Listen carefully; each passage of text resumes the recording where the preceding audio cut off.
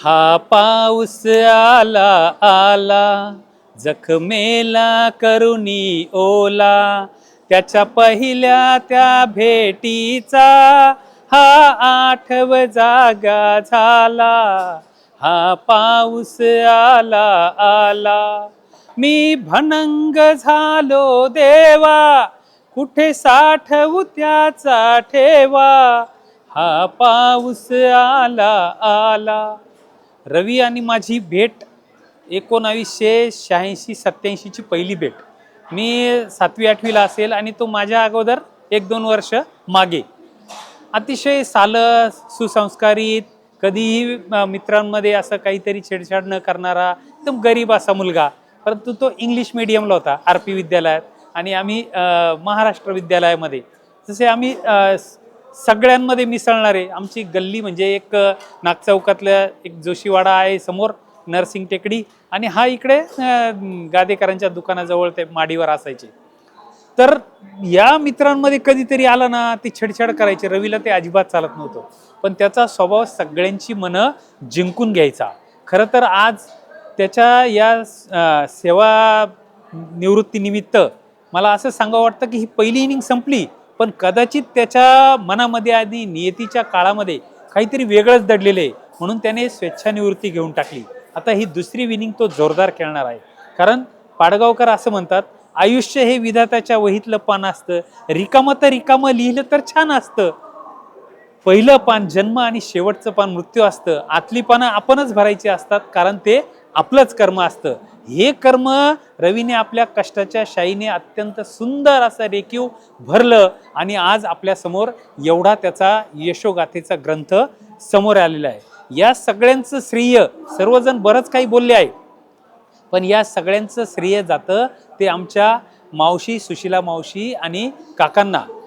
त्यांनी जे बीज पेरलं, जे संस्कार दिले, जे संस्काराची चांगली शिदोरी रवीपर्यंत पोहोचवली, त्याचं हे सगळं भांडवल आज उभं आहे आपल्या समोर. हे सगळं दिसतं आहे. मला आठवतं 2008ला एक नाशिक जिल्ह्याचा आमचा, मी त्यावेळेस सचिव होतो, जिल्ह्याचा एक मोठा 3000 लोकांच्या आसपास असा वधूवर परिचय मेळावा भरला होता. आणि त्यावेळेस मावशींनी भाषण केलं होतं की असा समाज आणि असा सुवर्ण अक्षरांनी लिहावा असा मेळावा आजपर्यंत मी बघितला नाही. इतकं सुंदर त्यांनी वर्णन केलं होतं आणि त्यांचं कर्तृत्व एवढं महान होतं की ते बीज रूपाने रवीमध्ये उतरलं. त्यांची आठवण आज झाल्याशिवाय राहणार नाही. मावशींचा समोर फोटो दिसतोय, काकांचा फोटो दिसतोय. त्यांच्यासाठी मला 2 शब्द बोललं नाही तर माझ्या मनाला रुखरुख लागून राहील. त्या मावशींसाठी, रवींच्या आईसाठी 2 शब्द.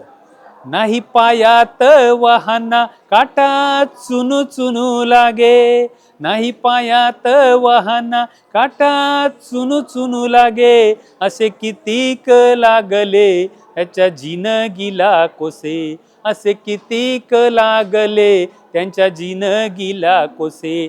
माय तू ह्या पुढे फिके समदे देऊळ राऊळ, माय तू ह्या पुढे फिके समदे देऊळ राऊळ, तिच्या पायाच्या चिऱ्यात माझं अजिंठा वेरूळ, तिच्या पायाच्या चिऱ्यात माझं अजिंठा वेरूळ.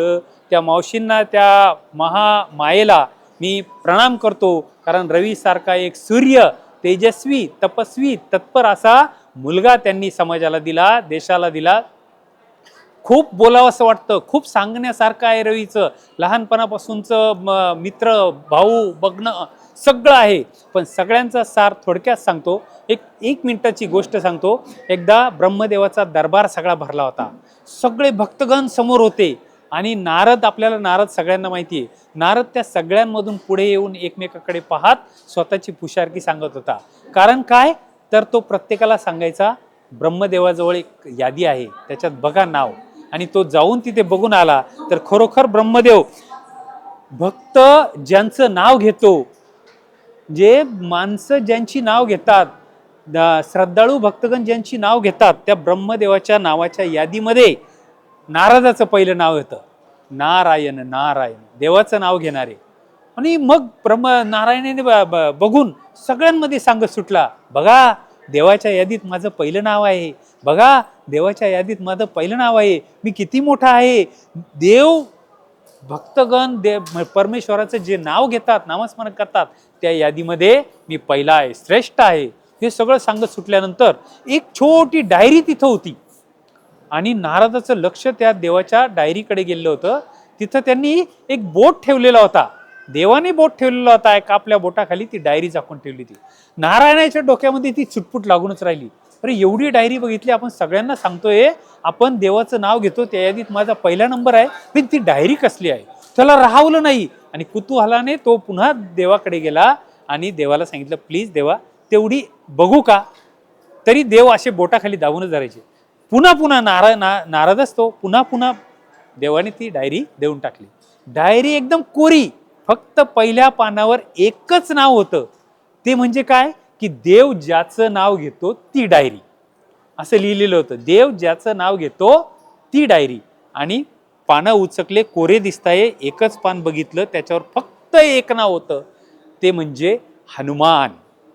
हनुमंताचं नाव एकट्याचं. कारण काय, हनुमंताला एकच माहित होतं की आपलं काम करायचं, राम नाम आणि काम. तसं रवी भाऊंनी आयुष्यामध्ये एकच, आपले क्रीडा विद्यार्थी घडवायचे, आपलं क्रीडा जगत मोठं करायचं, त्याचं नाव मोठं करायचं आणि प्रामाणिकपणे कष्ट करायचे. त्या सगळ्या कष्टाचं फळ त्याला मिळालेलं. त्याला जिल्हा क्रीडा शिक्षण अधिकारी म्हणून त्याने पद भूषवलं, अनेक पुरस्कार मिळाले. या पुरस्कारापेक्षा सगळ्यात महत्त्वाचं, त्याच्या विद्यार्थी मोठमोठ्या पुरस्कारांपर्यंत पोहोचले आणि ते विद्यार्थी जेव्हा रवी नाईकाचं नाव सांगतात तेव्हा आमचा सगळ्यांचा ऊर भरून येतो. बोलण्यासारखं खूप आहे, परंतु रवीला आमच्या महाराष्ट्र राज्य कुमावत सेवा विकास संस्था या राज्याच्या संघटनेच्या वतीने, त्याचप्रमाणे नाशिक जिल्हा बेलदार उन्नती समाज मंडळाच्या वतीने खूप खूप शुभेच्छा देतो.